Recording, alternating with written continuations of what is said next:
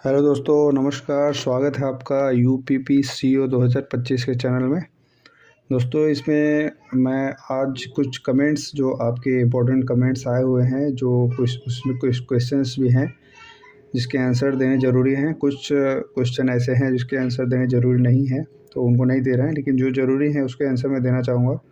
देखिए, सबसे पहले इसमें एक कैंडिडेट ने इसमें फ़ीमेल कैंडिडेट हैं, उन्होंने वो 134 नंबर्स पे पूछा हुआ है। तो आप अपना टाइपिंग करते रहिए, आपको कोई रोक नहीं सकता है 134 पे। अगर आप फीमेल कैंडिडेट हैं और OBC भी हैं तो 134 पे आपको कोई रोक नहीं सकता है। आप टाइपिंग करते रहिए। उसके बाद एक कैंडिडेट ने यहाँ पे बहुत अच्छी चीज़ लिखी है कि टाइपिंग टेस्ट से पहले पिछली वाली ASI और SI वाली जो टाइपिंग का था उसका रिव्यू देख लो। ये सही बात है। ये आप जो बोल रहे हैं ना मिस्टर अजीत कुमार, ये बहुत अच्छी बात आपने बताई है कि टाइपिंग में जो इशू होता है, जो प्रॉब्लम वहाँ होते हैं, वो हो सकते हैं, नो डाउट। लेकिन ये भी बात सही है कि अगर 1000 टाइपिंग करने वाले कैंडिडेट हैं तो उसमें से कुछ में ही ये इशू आता है। ऐसा नहीं है कि मतलब कि सारे में इशू आ जाएगा, सारे में आपके हैक वो सिस्टम काम नहीं करेगा, कीबोर्ड काम नहीं करेगा, बैक स्पेस काम नहीं करेंगे। ये किसी किसी में होता है। मान लीजिए आपके अगर 1000 कैंडिडेट हैं तो उसमें मान लीजिए कि 10 तो 4-5 में नहीं हो रहा है, या फिर 10,000 में 5,000 कैंडिडेट पूरे हैं टोटल, तो उसमें 10-20 लोगों में कभी ये नहीं काम करता है कीबोर्ड, कभी कुछ प्रॉब्लम आ सकती हैं, वो रियल बात है। लेकिन ये भी बात सही है कि बहुत सारे में काम करता है। लेकिन आप नेगेटिव लेके चलोगे तो कैसे हो पाएगा। मान लीजिए नसीब ही ख़राब है, नहीं होना है सिलेक्शन, बहुत अच्छी टाइपिंग है आपकी, 50 वर्ड पर मिनट की टाइपिंग है, लेकिन आपका टाइपिंग करते करते आपको सिस्टम ही लास्ट में हैंग हो गया, बंद हो गया सब कुछ। तो वो नसीब के ऊपर है भाई। देखो, जहाँ पे होना नहीं है वो तो अलग ही बात है, वो क्या कर सकते हो आप।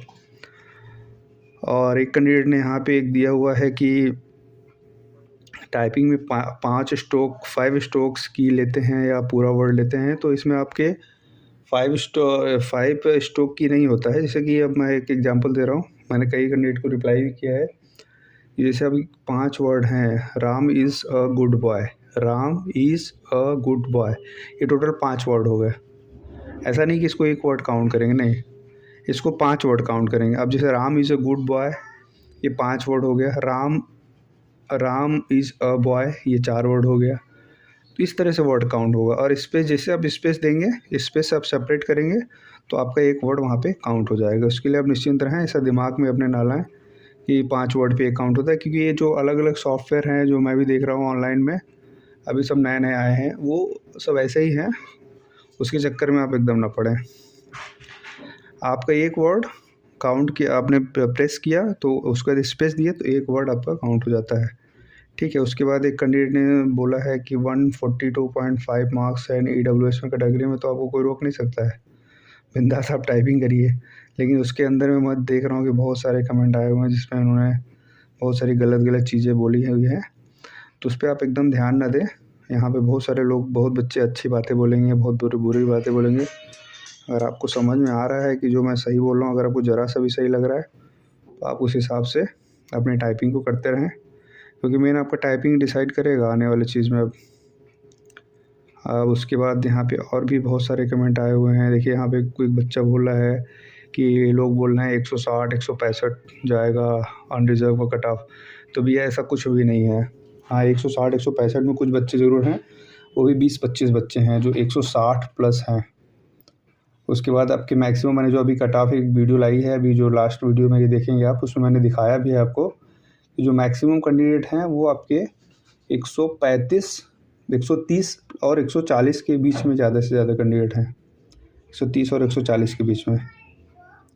और उसके ऊपर से आपकी धीरे धीरे भीड़ कम हो जाती है। उसमें आप निश्चिंत रहें, उसके लिए प्रेशर नहीं लें। बहुत सारे बच्चे आपको गलत गलत गुमराह करेंगे। गलत गुमराह इसलिए भी करते हैं कि मान लीजिए अच्छे कैंडिडेट हैं, उनको सब कुछ आता है, लेकिन वो टाइपिंग में अपनी, अगर उनको ये पता चल जाए कि कट ऑफ बहुत हाई जा रही है, तो वो टाइपिंग छोड़ के अपना दूसरा काम करने लगेंगे।